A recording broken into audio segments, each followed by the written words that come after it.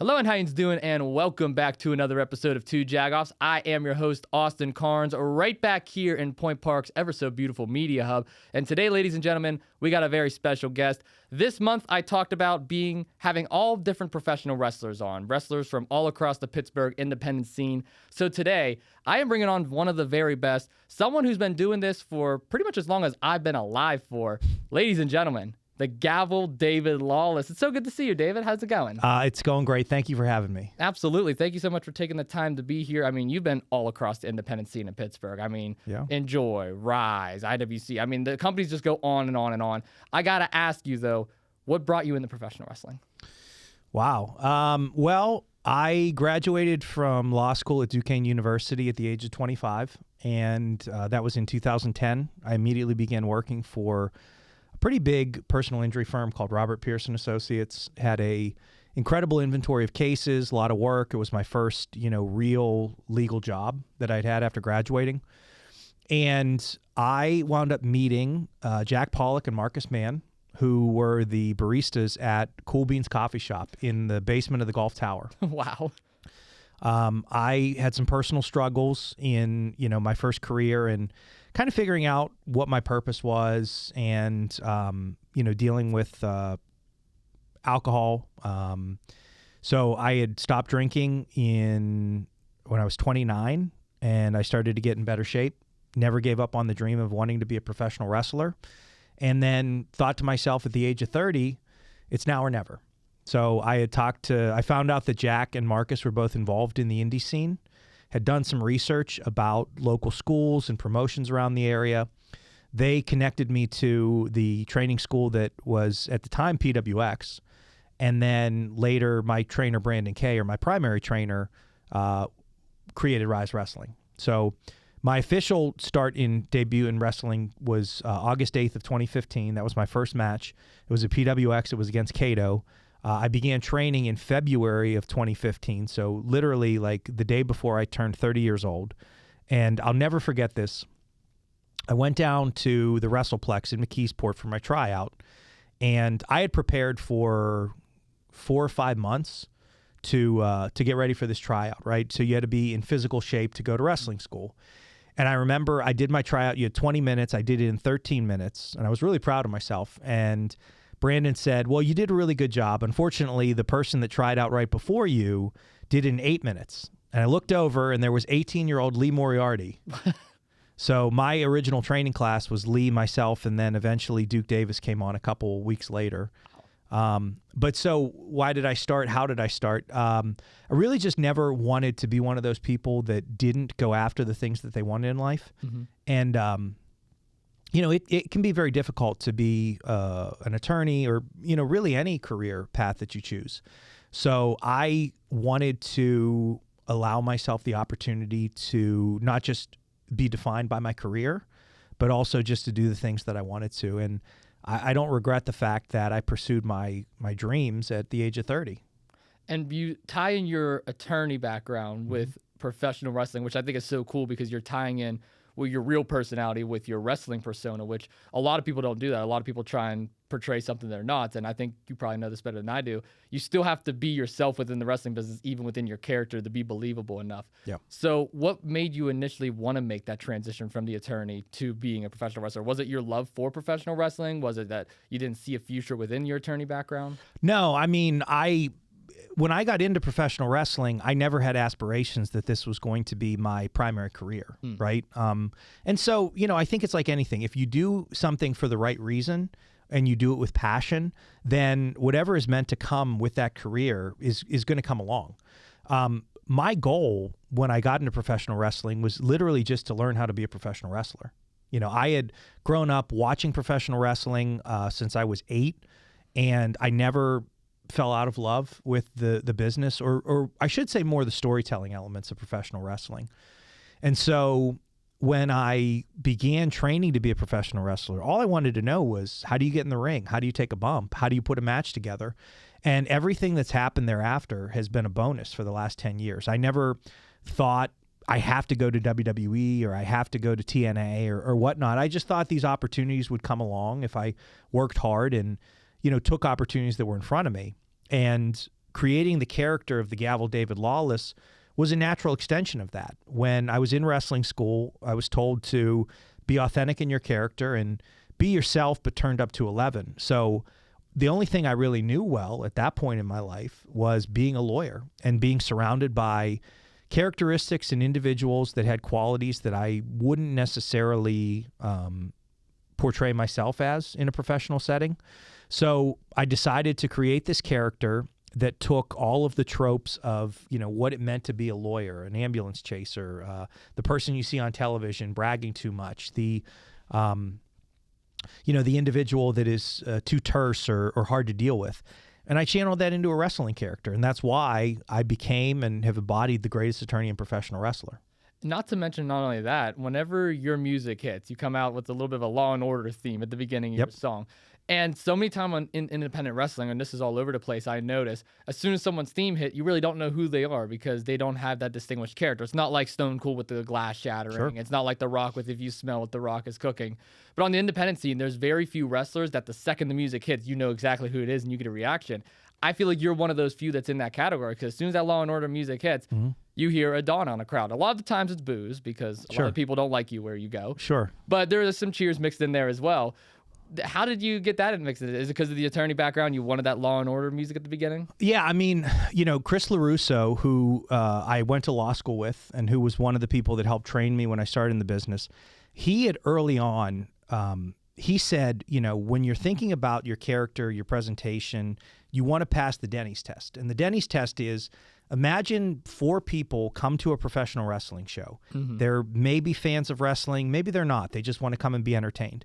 They go to Denny's after the show and they're asking their friends, what do you remember about the show? Who stood out?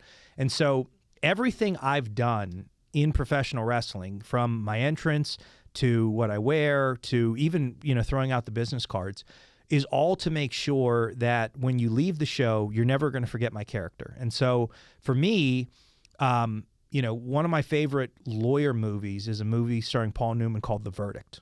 And The Verdict follows Paul Newman's journey as a struggling personal injury lawyer to take on a large corporation in a case for a woman that is, on her deathbed. The movie starts with Paul Newman handing the widow's or the widow his business card at the funeral home. Okay, and that was what was synonymous with lawyers being ambulance chasers or going, showing up to a wreck and giving their business card. So I thought, what can I do as a wrestler that would allow me to connect with the audience in that way? And so I created the business cards. And so I throw the business cards out. It gives the fans something to take home with them. It gives them something to throw back at me. It has all my social media on it. So personal plug, yeah. You're not going to forget me. And when you think about what people remember at a wrestling show, okay, I remember that moment, okay? So the Denny's test for me was, hey, do you remember that guy who was 6 foot tall that threw a drop kick? Well, no one's really going to remember that. Do you remember that guy that came out with the Law and Order theme song that threw his business cards at us that, I have one, one ended up in my lap? Absolutely. You're a perfect example. You did your first live podcast of Two Jagoffs. Thank you, yes. And it ended with you going through a table. That's a moment that people are going to remember. They're not going to remember the individual question you asked Lanny Fratteri or whoever was at the show. They're going to remember, wow, this was crazy. I showed up and the guy who hosted it went through a table. Yeah. So, I think for anyone that's in some type of performance industry, be it wrestling, music, live theater, whatever, what are you doing to stand out? You got to have that pop. You got to have that moment that people will remember. Yeah, and I'm proud of the fact that I've developed a character and a brand in a way that when you hear that, something's going to happen or some moment's going to happen. And it's a very easy way when I go to any new promotion, when the music hits, people know, all right, someone that's law adjacent is coming out. So I'm either going to love this person or I'm going to hate this person. And most times it's hate them. Most of them is hate them. Yeah. And there is definitely boos that ring out. But I will ask you, I will relate to you on this. My first Enjoy Wrestling show and my buddy's first Enjoy Wrestling show was last year at Stage AE. Yeah. And you were in the first match, steel cage match, Mr. Grimm. And this is my buddy Kevin, and you've probably seen Kevin on my socials. He's a really good friend of mine, friend of the show as well. And he's never been to wrestling before up until that point. He knew that I loved it. He knew that I went all the time to all the indie shows. But I was like, hey, we got to go to Enjoy. I've never been to one before. It's at Stage AE. It's close by. We can make the trip. He's like, all right, let's do it. First thing that happened was your music hit and you came out, and I looked at him, and from that moment I saw him fall in love with professional wrestling because he saw there's a little bit of comedy in it, there's a little bit of storytelling in it. Professional wrestling is all about sports entertainment, and again, you do such a good job with your character at telling a story, having someone remember who you are. Yeah. And that was the match that I saw my best friend fall in love with professional wrestling, and I feel like so many other people out there can relate to that. I love that. I'm so proud. I am so proud of what happened at Stage AE for so many reasons, and first of all, I had a ring jacket made for that show. I've never worn that ring jacket since, right? That was just for Stage AE. I debuted in professional wrestling, and there were maybe 50 people there. And I got to perform at Stage AE, which I had watched, my friends and their bands play there. But I got to be there before 800 people in the opening match. We told that story with Mr. Grimm over 3 years at Enjoy Wrestling, which you rarely see at all in independent wrestling or any wrestling for that matter. And, I got to have my mom, dad, grandma, and my cousin there. And I remember after that match going outside, seeing them, and my cousin just, saying, what a full circle moment this is, that you came from, wrestling in McKeesport to now you're, at Stage AE in the first match with... There's no other feeling than hearing your music hit and hearing all those people boo you to start the show.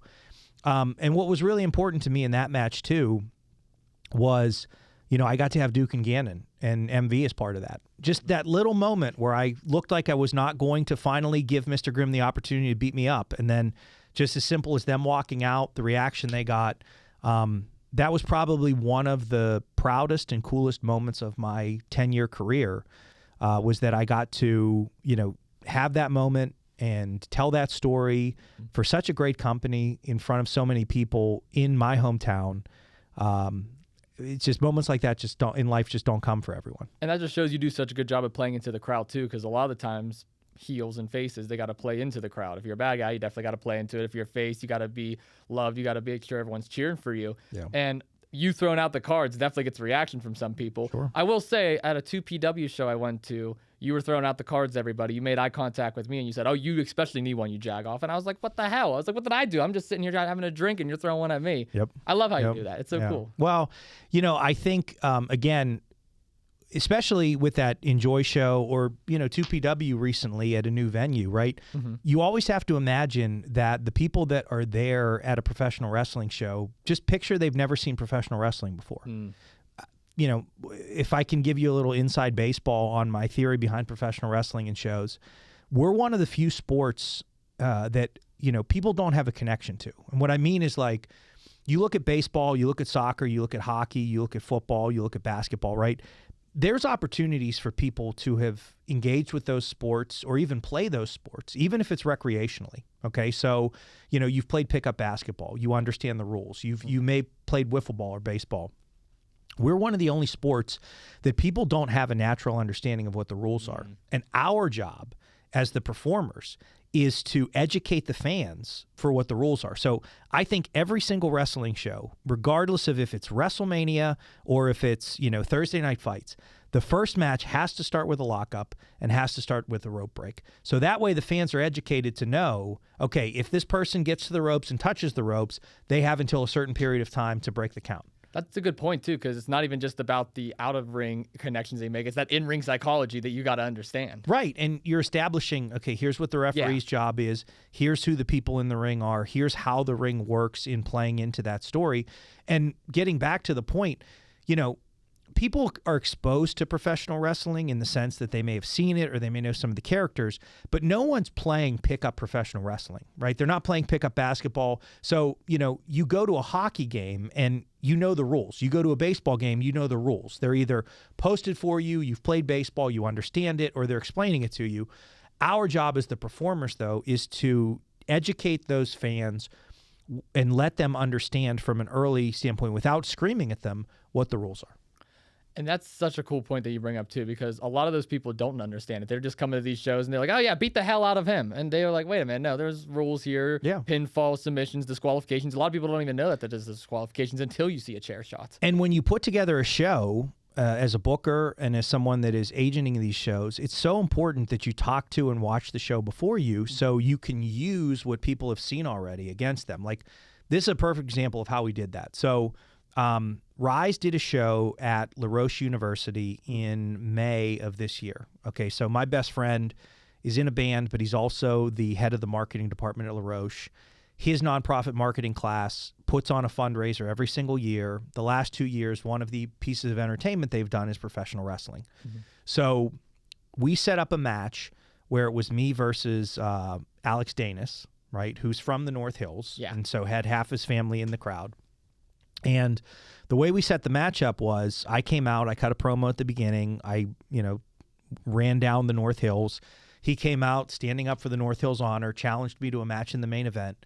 So it was 6 matches on the show. We made sure in the 3rd match on the show, the heel went up by doing the mule kick low blow to the babyface, and that was what got the pinfall. So I remember we called back to that in our match where he went behind me, I ran up, I did the mule kick, and I heard one of the kids in the front row go, "We've already seen this before." So then I go cover him, and he kicks out, and these kids lost their mind. They were like, "Oh my God." And so that's how you use the storytelling and the show to build upon itself.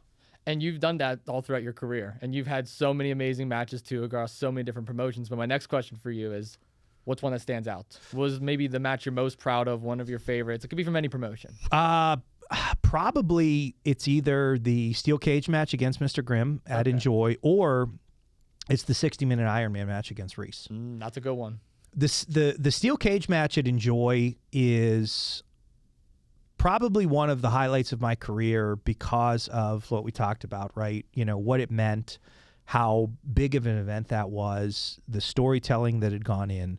I mean, selfishly, the 60-minute Ironman match is probably my favorite for my own reason. And, how that match came about was I tore my ACL in 2023. And I took about 2.5 months off. You probably have seen, if you go back and watch a David Lawless match in 2022, you'll see I don't have a brace on my knee, and then you start watching him in 2023. So I don't have an ACL. I tore my ACL. Completely gone. Yeah. It's completely torn. I actually couldn't believe there was such a backlog of getting MRIs at that time that between the time I went to my initial doctor's appointment, it was 6 weeks later that I could finally get my MRI. So I had started doing physical therapy, and I was progressing really well. I had full range of motion back. My leg was stronger than it had ever been. So when I got the MRI, I thought to myself, there's no way this thing's torn. And once I got the news that it was, I had 2 decisions. I was 38 at the time. The decision was either take 12 to 18 months off of your career, get surgery and try to come back, or, get a brace and see if you can perform and keep going. So I decided to continue to strengthen my leg, get a brace, and see what I was capable of. I was back for about a year, and I had just done 2 Royal Rumble spots, one for RWA and one for Imagine. And I had been in the ring for 10, 15 minutes. I thought to myself, what are we doing with our career? You were the first match headlining Stage AE. You had held championships at most of the major promotions. AEW, WWE was probably not something that was going to happen realistically. So what was next? And I thought to myself, how could I challenge Max Petrunia and David Lawless at the same time to see what I'm really capable of? Can I do this, right? A 60-minute Ironman match. A lot of people don't think you could ever do that. So I remember sitting in the parking lot the day after that show, and I texted Reese and I said, "Do you want to do this?" And Reese was like, "Absolutely." And so I'm proud of that match because I was able to prove to myself and prove to the world that I could do it. And you bring up Reese Hayes, and this is kind of where I want to change the conversation a little bit. Obviously, you just recently returned at 80 Wrestling at the Penn Brewery for the World Series. I was on call for that, so I was extremely grateful to be there. Nice. And you came out with the 4th line to take on Leaders by Example, which, I'll just be honest, I do not like the Leaders by Example. We don't exactly have the greatest relationship, so I appreciate you coming out and whooping their ass. I don't like them either. Good. That's something we can agree on. They are awful, especially some guy named John. He came down here. He sat in that exact chair and bullied me the entire episode. So So disgusting. It was disgusting. It was something I had to deal with. But Reese Hayes is another kind of a scumbag that's been kind of bullying around and kind of having a power struggle in 880 wrestling right now. Yeah. But what was shocking to me was at the end of that match, the promo that you guys cut on each other. And that was you challenging for the hardcore title, but Reese Hayes challenging to put your career on the line. Now, we just talked about how historic your career is. Yeah, thank you. It's a long, historic career. So it's career versus title. Yeah. This is an interesting match. Do you mind speaking on that a little bit? This is the only way this match can go. Reese, a little history of David Lawless at 880. I was, one of the first champions of 880. I was one of the first people that was regularly performing on Thursday Night Fights. I was, having matches against Reese, Casey, Brandon early in their careers when they had just debuted. And in fact, I was part owner of 880 at one point because I pulled some legal chicanery to own it. Of course. I was Reese's first win in professional wrestling, and he has been my bugaboo at 880 Wrestling. I've never beat him. Never. We've wrestled each other 5 times. Every single time, Reese has brought out the best in me, but always got the best of me. So when I was asked to come back and challenge leaders by example and this new attitude that Reese Hayes has, I thought, one, I absolutely have to come back because I don't like what Reese Hayes has turned into. I don't like what leaders by example stands for. And as someone that has had quite a murky relationship with the 880 fans, I am lucky that they've welcomed me back with open arms to be the kind of savior of 880 wrestling at times. I came back last year to 880 to help Gianni Michael Enrico win the 880 championship or heavyweight title from Remy LeVay after the Black Hand Society had decided to take over 880 wrestling. I found myself in the same situation at the World Series this year, and I was asked by, now friends but former rivals, the Fourth Line, to help them in this elimination match, and I was proud to do it.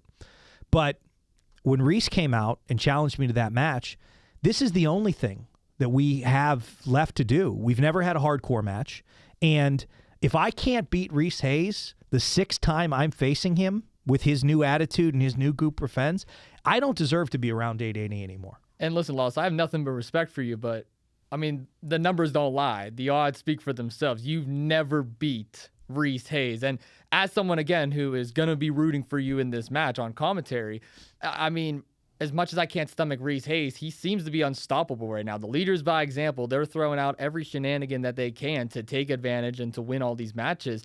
I mean, you don't have any ounce of fear going into this at all that maybe you won't be able to beat Reese Hayes? I'd be lying if I said I wasn't a little bit nervous about this match. I have taken on Reese Hayes 5 times. I've never been successful. But, I'm a lawyer, and they call law a practice. You know why? Because it's not perfect. And you learn with every single case you take on, with every single time you help people. I am one of the greatest lawyers in the world, for real. I learn from every opportunity I get. And Reese has pulled out every single trick, every single shenanigan. His playbook is wide open right now. So, yeah, I'm nervous, but I also have a large Rolodex of wrestlers, moves, tricks that I still have in my back pocket. So, yeah, I'm nervous. Reese could beat me. I could not wrestle at 880 anymore, but I've learned a lot. And I'm coming back at a time when Reese is most vulnerable because Reese needs to win this match more than I do. Because Reese has set himself up to be this god of 880 wrestling, that he can do no wrong, that him and his group of cronies stand tall. I'm here to show him that when you fly a little too close to the sun, you fall into the ocean. If Reese Hayes was listening to this episode right now, if you could just look at that camera and give a message for Reese Hayes, what would you tell him about this match the day before Thanksgiving? Reese, I will admit, I have not taken the high road many times in my wrestling career. I've pulled every shady trick you can imagine in professional wrestling, and I'm still standing. I've torn my ACL. I've had a hernia.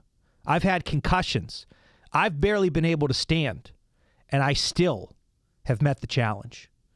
If you think on November 26, 2025, that you're not going to get anything but the best of David Lawless Esquire, if you think that you're going to use leaders by example, you're going to use this new attitude of yours to beat the gavel David Lawless, then you better go back to day one of wrestling school and realize that I am the greatest attorney and professional wrestler in the world for a reason. And I always rise to the occasion. Reese Hayes, you're going to have to put me on my deathbed to make sure that you win this match.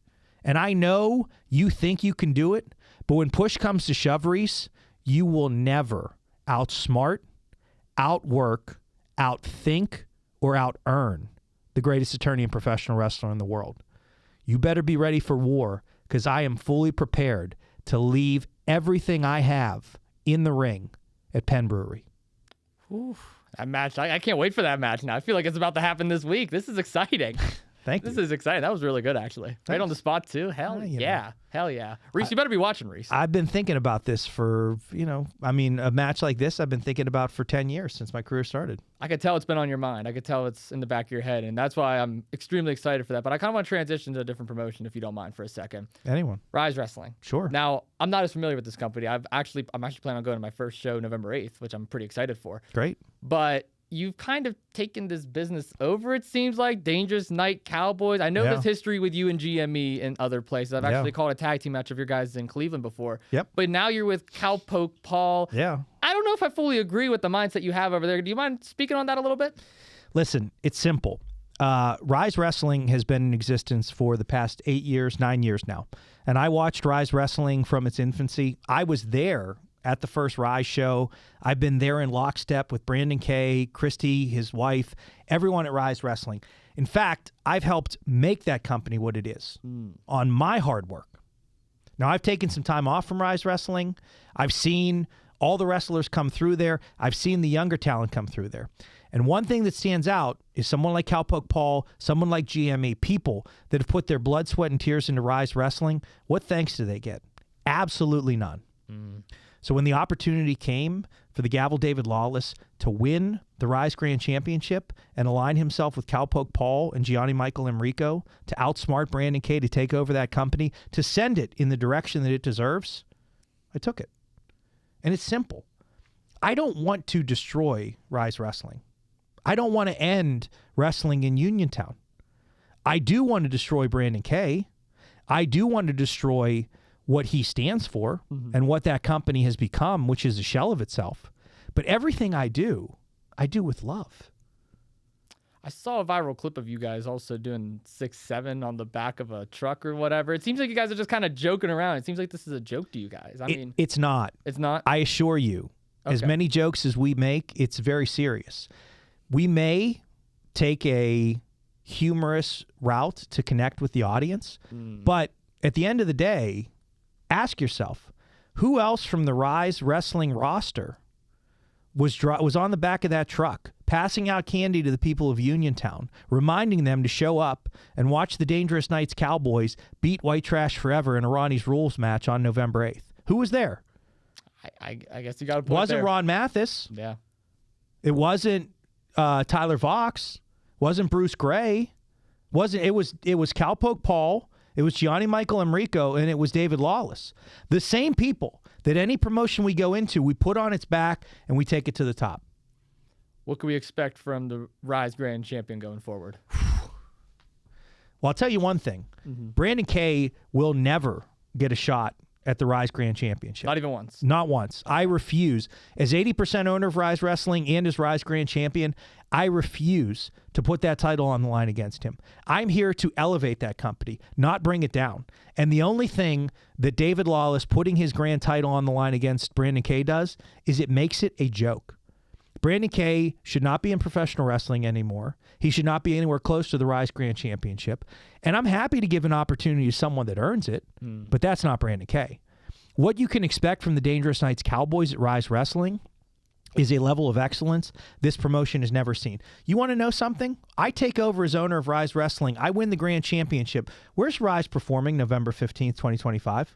Where is it performing? Sunny Days Arena in North Versailles. Wow. Brand new MMA venue, begging Rise Wrestling to come there. You know why? Because the gavel David Lawless stands on top. Calling up people. Called me up. Called up Brandon Kay. Said, listen, we see what you're doing. We love it. We need you at Sunny Days. Not that we want you. We need you. Ticket sales through the roof. Brand new venue. First professional wrestling show at Sunny Days because of your boy. Did you say you're 80% owner? Yeah. 80. Well, I had to You leave. couldn't negotiate a little bit more or a little less? Or I did that as a favor to Brandon okay. because Why not 50-50? no, you can't. You can never have 50-50 because with 50-50 you'll never have that little bit of 60-40? control. Listen, Okay, I'm listening. let me give you an education here because I guess I'm the second Jagoff on this two Jagoffs. You are, podcast yeah. Today, Honorary Jagoff. victory is sweet, but victory without being able to rub it in the face of your opponent means nothing.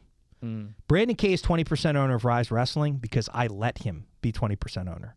Because when Rise Wrestling continues to ascend, I want him right next to me, and I want to say, look at what I did. What did you do? Nothing. There will come a time when he's no longer associated with Rise Wrestling. That may be sooner rather than later. But for right now, I am enjoying the fruits of my labor, and I get to rub it in his face. 20%. 20%. So 20% really can't even get you anywhere. It's 80%. I mean, it's 80%. That's right. I mean, I don't need the money. You don't see that little corrupt bargaining here? You don't see that? What's corrupt about me legally I'm just owning asking the a questions. company? I'm not trying to debate. I'm just asking the questions. Does 80% seem fair? It seems very fair. Okay. Well, if you feel like you're getting that done, I guess we can go with that motive. I know. I don't have to feel anything. Okay. I look at the objective facts. I'm a lawyer, right? You are a Lawyers, all we do is we take the facts and we tell them in a story that, fits whatever argument we're trying to make. The fact is, Rise Wrestling, since I took over, has ascended. Okay. Has it not? I mean, it's been pretty good recently, yeah. You're coming to your first Rise show, right? I will be, yes. How'd you recognize Rise? It was really good, actually. Well, how did you learn about Rise? I guess if we're going to talk about it because of the Rise Grand Champion, David Lawless. Oh, I'm sorry, because of me? I guess it was because of you, yes. Yeah. Okay, and I guess did Rise have another show scheduled at a second satellite venue as the first professional wrestling closer to Pittsburgh? I mean, I can't argue that point. That's all I'm saying. You can take I can tell you're the lawyer. I could see the lawyer coming out of you a little bit. Listen, I presented you with the facts. Yes. You take them however. I don't control your feelings. I don't control your emotions. I just present the facts, and I give you the objective evidence. And objectively, it appears, rightfully so, the word's getting out about Rise because of me. And that's coming from you. I will admit that Rise has been on the uprise, and David Lawless has been doing a pretty darn good job, even though if I disagree with some of the notions, but that's a different story for a different day. So let me just take this opportunity real quick, since I talked to Reese Hayes real quick. Let me talk to Rise Wrestling for a second. Absolutely. It's all yours. All I want to say is you're welcome. You're welcome for everything I've done. That's it. Don't need to say anymore. That's it. Just you're welcome. Yeah. All right. Well, maybe the Rise fans can comment thank you down below on the two Jagoffs pages. Not only maybe, they should. They should. Yeah. All right. Strongly encouraged by the gavel, David Lawless. Thank you. You've gotten a lot of heat from a lot of fans, obviously. Sure. They have booed the hell out of you out of a lot of these buildings. Sure. Has there ever been a crazy story where maybe it went a little too far, or maybe one that stood out to you, maybe one that made you chuckle on your way back home? I had a situation early in my career, and this was really like the first time that I knew like what I was doing was working, but also it's like, yeah, this could happen. I got an opportunity. It was my first like outside booking outside of my promotion. I wrestled for a company. It was then known as PWR. It's come back as a couple iterations for, it was like John McChesney and them up in Erie at the Erie Ribbon Wing Festival. And I remember, this guy had a walker. I think he was a Vietnam veteran, just like chasing me down the entranceway, like literally like was going to grab me. Oh my gosh. And security had to get involved. And I thought, yeah, this is it. You're really connecting with the people. It was like a Seth Rollins where the guy jumped over the barricade and was chasing Rollins down the ramp. Sure. I mean, thankfully, the guy had a wheeled walker and I was able to, move a little bit quicker than him. But no, I mean, I think the coolest part about professional wrestling and its fans are that it's one of the only sports where everyone's in on the show, right? So, for instance, like when you go to an improv show, right? When the improv troupe asks for, a location or a setup, if no one says anything, you don't have a show, right? And so with professional wrestling, we're blessed that the fans understand and appreciate that they're just as important a part of the show as the wrestlers, because there's nothing like wrestling a match and no one's reacting. And, one of the biggest lessons that I've learned in wrestling which is absolutely true in today's world, in entertainment, it's in politics at this point now too. But like and dislike don't move the needle. Like and dislike don't sell tickets, don't make people want to spend money. Love and hate, that will force someone to spend some money. That will force someone to come out and scream. I don't want to be liked by people. I want to be loved or I want to be hated. And thankfully, I think in my career, both as a wrestler and as a human being, I've done just that. Would you say you've been more hated or more loved? Definitely more hated. Definitely more hated. I would agree on that. And honestly, with my character, it occupies such a unique space in pro wrestling, and it's presented in a way that I don't think many people had done before. Like, there had been lawyers in wrestling, right? But there's no way to present David Lawless from the jump as a good guy, right? Yeah. Because lawyers in general have such a horrible reputation in the world. Yeah. It takes a lot of effort to get the trust and the compassion of the fans to make them love you. It's happened a couple places, and when it does happen, it is so satisfying. But it's taken years of quality storytelling to get there. And there was 2 years where I was a babyface at Imagine, but that was only after 5 years of being hated by the fans. It's the same thing at 880, right? I've been hated by the fans there for 90% of my career. And I'm fortunate that for the last 10% of my career there, from now until however long after I win the hardcore title, I've been loved by the fans. But you don't earn that love without really getting them to buy into the hate. They've got to buy into it. That's what it's all about. Sure. You talked about like 7 different companies throughout this episode, and I find something so fascinating within professional wrestling, especially here on the Pittsburgh independent scene. Yeah. And we talked a little bit about this off camera, so I want to get your thoughts on it. Wrestling tribalism. Yeah. It's a big topic. I've talked about it with dozens of wrestlers here on this show. I've talked about it with Andrew Palace, Derek Dillinger, and Katie Arquette had a great conversation with me on it. As someone who's been in the business for quite some time and probably has seen it or maybe even experienced it, do you mind speaking on that? Do you see wrestling tribalism within all these different companies? Because you've pretty much been everywhere. Yeah, I mean, one of the things I'm proud about in my career is, I'm one of the few wrestlers over the last decade that has worked and gotten along with, and no one has a bad thing to say about me at all the major companies: RWA, Imagine, Rise, PWX previously, IWC, Enjoy. And I don't know if it's because of my personality, or I just don't gravitate towards drama or being part of a clique per se, or if it's talent. I'd like to think partially it was talent and my ability to get over. But I think a lot of younger talent can be misled by individuals, and it's very intimidating when you get into professional wrestling, because it's really you. You don't have 8 other people like a baseball team, where if you throw a pitch and someone hits it, someone can bail you out, or on a basketball court, or on the in hockey, right? So you're released into this world. You really are of your own device. And I think some people are a little afraid to step out of their comfort zone. I think what tribalism in wrestling does that hurts the business is it prevents individuals from learning how to be malleable and adaptable. The biggest trait and the best trait you can have as a professional wrestler is to be able to come into any situation and be able to perform. And, I'm fortunate. I was one of the people that got to help train the first class of 880 wrestlers. So Nick Swild, Reese Hayes, Brandon St. James, Casey Ward, Gianni Michael Enrico. Myself, Gannon Jones Jr., MV, we were there helping to train these individuals.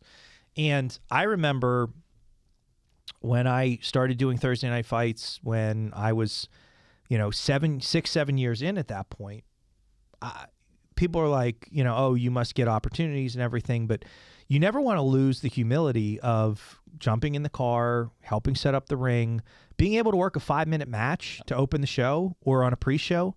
And sometimes that's the only exposure that people have to you, right? Which again was why the business cards, the theme song, that was so important, because if you have 1 minute, if you have 40 minutes, you're going to get over.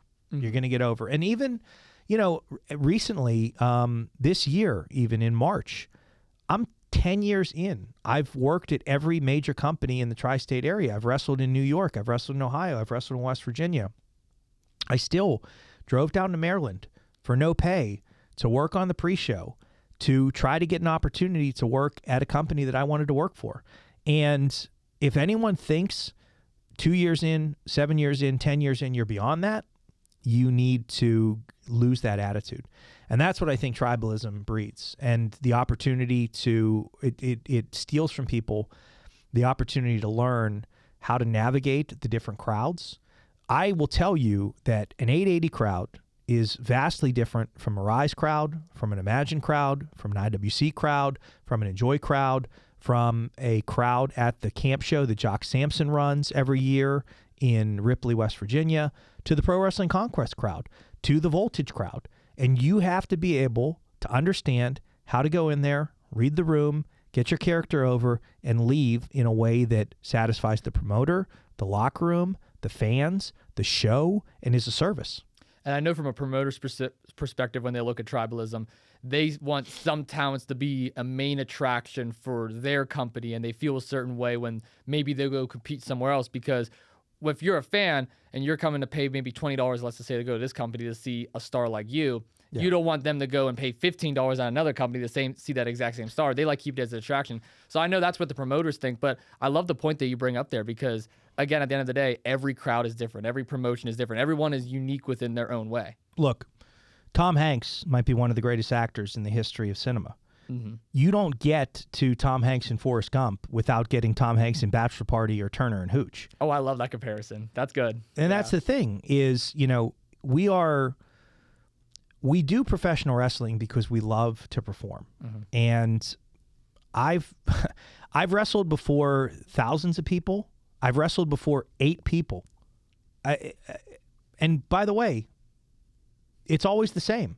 Go out, tell a good story, have fun, be safe, and leave the crowd remembering you. I would say I worked as hard before those 8 people or harder than I did before thousands of people. It just happens. And so I think with the tribalism or this idea of people not branching out, not taking opportunities, it hurts. It stifles creativity. It stifles them as a performer, and it's a disservice to them. And so, sure, when you reach a level where you are a main event talent, I can appreciate how a promoter would want to keep that person sacred. But that person does not get to that level without performing at different shows or without learning what works and what doesn't. Those individuals don't have that understanding until they put in the miles, they put in the shows, they put in the matches, and they understand what works and what doesn't. Of course, and with the rise of social media too, being able to put out your promos, put out some of your match clips, put out maybe a moment that went on one of your shows. You can't just do that if you're going to one show once a month. You got to be able to branch out. And the person that gave me the best advice on that, because I'm not an active competitor, I'm a commentator like we mentioned before. Sure. The person that gave me the best piece of advice was, even when I'm calling my matches, post as many clips as you can. That man was Matt Cardona. Matt Cardona told me, put as much stuff out there as you can. Get within the algorithm. Get within the system. And I've noticed you've been doing that with some of your promos recently, too. Your promos, they're getting out there a lot more. Yeah. Within other companies, some people are posting match clips. Maybe if there's a table spot, post that. It's going to get something. Well, and don't be afraid to have fun with it. Don't be afraid to do something different. I mean, the most viewed promo that I have of my entire wrestling career was the promo I did for MV Young leading into our Taco Mania match. It was the one of you in the gym in the Dennis Rodman jersey. Yeah. And I mean, so, what does me wearing a Dennis Rodman jersey with 2 beautiful women assisting me in a workout have to do with being the greatest attorney and professional wrestler in the world? Really nothing, but I would challenge you and say, what doesn't it have to do with professional wrestling? That's true. It's over the top. It's memorable. It's different. It was fun. And I feel like people can appreciate, people can feel when you buy into something, when you're having fun, when you're having a good time. One thing I will say is that I have never not enjoyed the hell out of everything that I've done in professional wrestling. And when I look back at my life and the last 10 years of it, because I've been doing this since I started 30, this is the best 10 years of my life. And if you told me tomorrow I wasn't going to wake up, if you told me that I wasn't going to be able to do anything for the rest of my life, 20-year-old Max, 25-year-old Max, I would have been a nervous wreck. I would have been catatonic. Today, I have no regrets. I have done absolutely everything that I've had a chance to do, everything that I've had a chance that I've loved. I've got to perform for people. I've got to help people. I've got to show people the world in a way that, it's an escape for them. It's an awesome opportunity for them to be entertained. And so I was just having fun with stuff like that. And the more fun that I've been having, the more it's translated into people connecting. So you say you're content with where you're at? Well, I'm content in the sense that I don't have any regrets, and I don't think I have done anything that has stifled my career or hurt my career. I'm always looking for more opportunities. I'm always looking to better myself. I'm always looking to approach things differently or do things in a way that connects with people. But to your point, right, and this is one of the things I wanted to tell your listeners and why I'm honored to be a guest on here, is, I know it might not mean much because we haven't known each other for a long time, but I'm really proud of you. And I'm proud of what you're doing because I see you taking advantage of every opportunity you have. And look, who knows what will work and what won't work, right? You could have done this podcast for 2 episodes and maybe it's not your style. You could have been a professional wrestling commentator and maybe figured out maybe I'm better off doing backstage interviews. But you took a chance. And so to anyone that went to wrestling school, that showed up to help out an event, that went through the curtain, that grabbed a camera, amen for you, because you did it. You weren't just one of those people that said, nah, I'm not going to try, right? John Wooden, one of the legendary college basketball coaches, right? He said that the biggest failure of all in life is the failure not to act when action is required. And so to anyone that has ever doubted themselves, second-guessed themselves, wanted to do something, please go out and do it. You're a perfect example. Thank you. And I'm very proud and thankful that I get the opportunity to do this and I get to perform for people as a wrestler. Am I content? Absolutely. Do I want to continue to do this? Do I want to continue to perform? Do I want to continue to live the life that I want? Sure. But I also am not sitting here thinking I've left everything on the table. And if this is my last match at 880, if this is, my last couple years in the wrestling industry, if this is my last couple years on earth, I have no regrets. And yeah, I'm content, tickled, happy, at peace. I'm very thankful. And that's a great mindset to have too. It's a great mindset to have about anything. You could tell that you really love what you do. Well, I appreciate that. I mean, if I can offer any advice to younger people out there as a cautionary tale, I spent so much of my childhood and my early formative years in my career never being present and always focusing on what was next. When I worked my first job as an attorney, I worked on, 100 cases and at a time. And you didn't really focus on the cases you were working on. You focused on getting one done and moving on to the next one. So when you stop and take an opportunity to really be present and live in the moment, you start to realize how cool it is and how just amazing life is. And so I'm thankful that I was able to come into wrestling at the age when I was mature enough to recognize that I've been present for a lot of the things that I've done, that I have remembered these moments and they stand out to me. And that's because I'm not focused on what's next. I'm focused on what's in front of me. And then whatever happens next, it's all bonus. It's all bonus. Yeah. I have one last question for you, David Lawless. Sure. This is not a wrestling-related question by any means. You ask me anything. I don't know how many episodes you've listened to of Two Jagoffs before, but I've actually asked this question to every single guest, and I'm going to continue to do so going into 2026. Sure.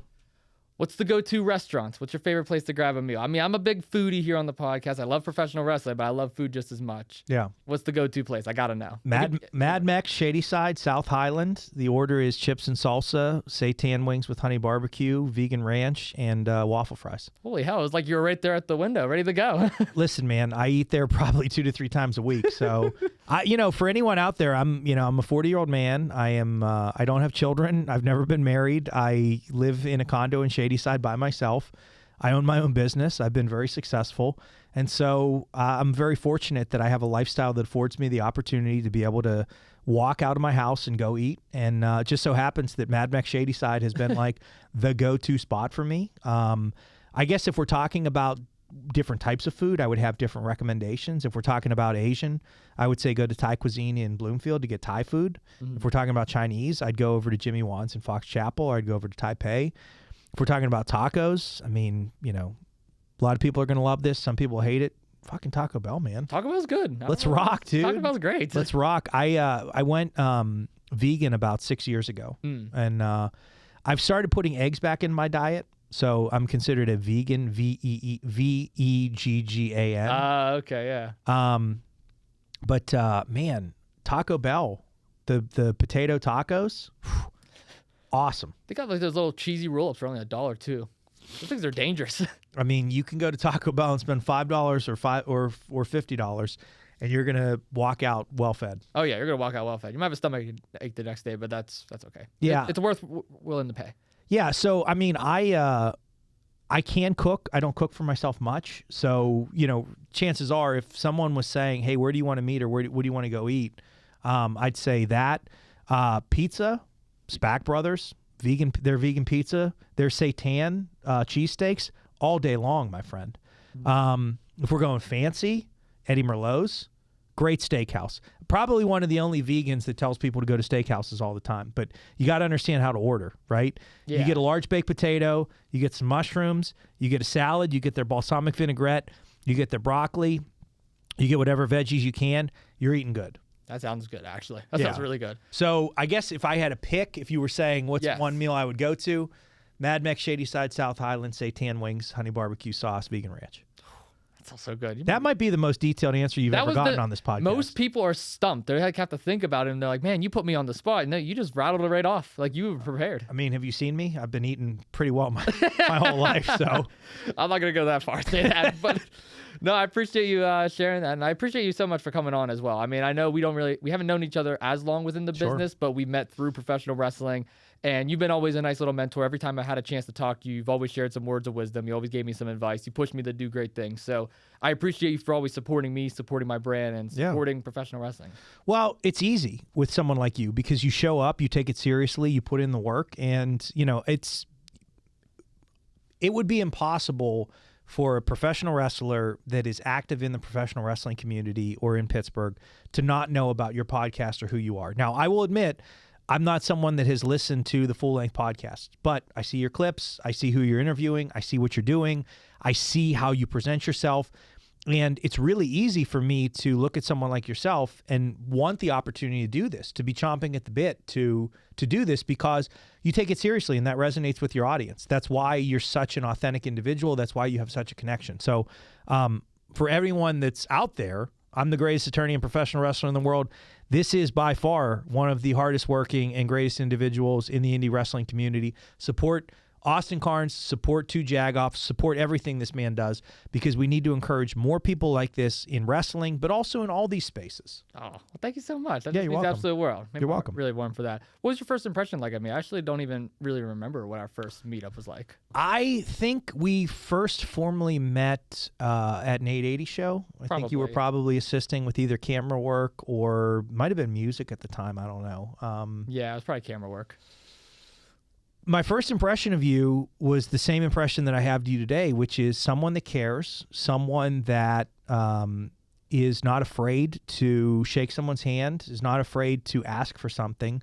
And that's still my impression of you. And not only when you have an impression of someone, sometimes it lives up to their expectations, sometimes they disappoint you. But when you look at the brand you've cultivated, the guests you've had, you know, people want to go out of their way to help you. And I remember when I was in college doing sports radio broadcasting, having multiple radio shows, going to media days, interviewing people, talking to people. People want to be around like-minded individuals. People want to surround themselves with people that are passionate about things. The people in my life, I'm very fortunate, have encouraged me and been passionate. My best friend of close to 30 years, Rishi Ball, runs Four Chord Music Festival, has been in a band called Eternal Boy for 20-some years.